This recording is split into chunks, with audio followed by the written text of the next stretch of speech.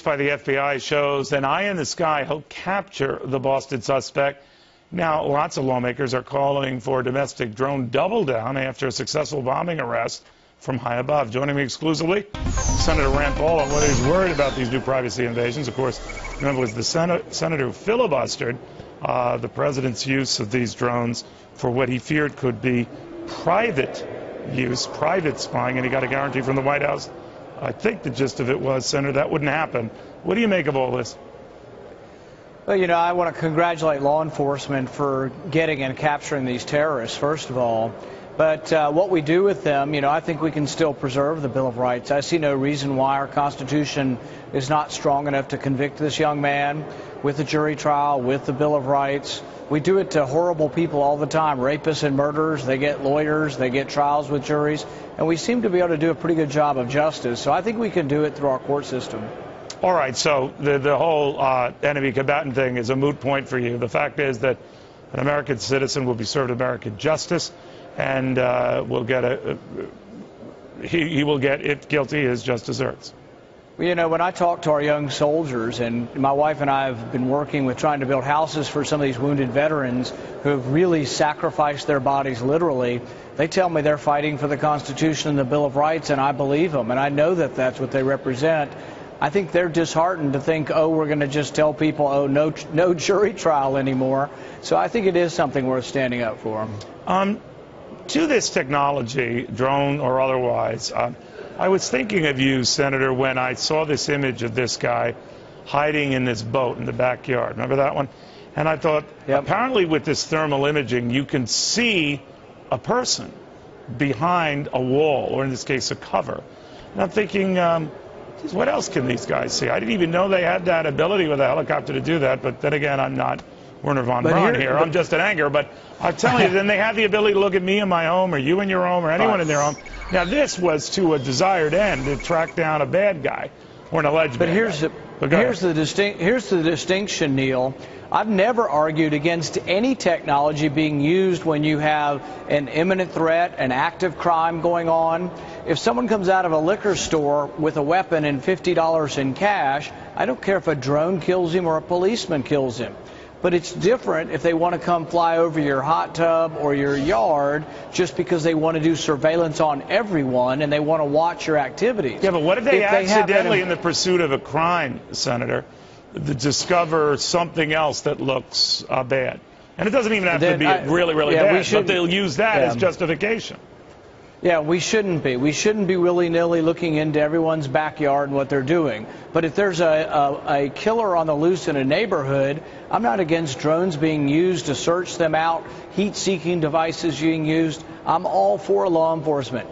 I'm just not for surveillance when there's not probable cause that a crime's being committed. And so most of the time you get a warrant. But if someone's actively running around with a gun, you don't need a warrant. That's the way our system works. But I don't want the EPA flying over my farm with a drone. I don't want them flying over my backyard with a drone. But you know what I worry about? That you can reconstruct a case against almost anyone to make them look guilty. And I remember the Atlanta Olympic bomber, Senator. Now, we didn't have nearly the technology or the internet that we do today then, but we painted a case of a guy who looked guilty as hell. And then we had to retract that and restate that, using and marshaling all the forces that the government had at the time. And they screwed it up. Now, I'm not saying that's the government's intent. I think the government tries to the best of its ability to protect us. It's a shade of that. What I worry is that they can go after the wrong guy and then rebuild the technological case or proof based on that to unfairly go after that guy. Well, the interesting thing is, you know, what I'm arguing for is you have a jury trial. But even a jury trial sometimes is imperfect. And you're right, you could reconstruct to make someone look guilty. All you have to do is watch 12 Angry Men to see how the facts seem to indicate someone was guilty. And the more the discussion occurred, the more they decided, well, you know what, maybe he's not guilty. But a jury trial is an amazing thing. We're one of the few countries that have it. And, you know, when my relatives go to fight in war, and some of our relatives are in the armed services, I think of them fighting to defend the right to trial by jury. And so I think it's something we have to keep talking about, even in the face of people who nobody wants to see this young man go free. They want him punished for what he did, and nobody has any sympathy for the crime. But at the same time, I think our system's strong enough to convict him in a court of law and either put him to death through a jury verdict or life imprisonment. In the meantime, just the sheer number of drones, the sheer number of cameras on streets, surveillance systems, all the means at our disposal that are just out there. Now, we can marshal them to go ahead and go after bad guys, to your point, but there sure are a heck of a lot of them. Does that worry you just on just that level? Yes, but you have to look at it in many different ways. Many of them are outside of stores and they're private cameras to try to patrol for potential perpetrators.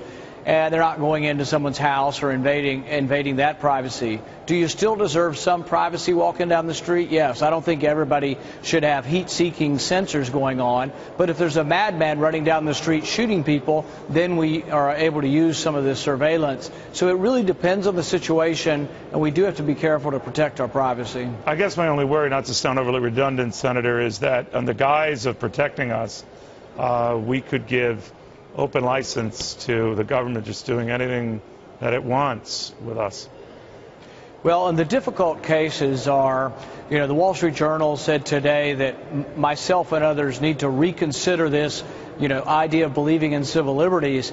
And my response is, it's real easy to see these bombers who have images all over TV and know that they're enemies and that they're in combat against us.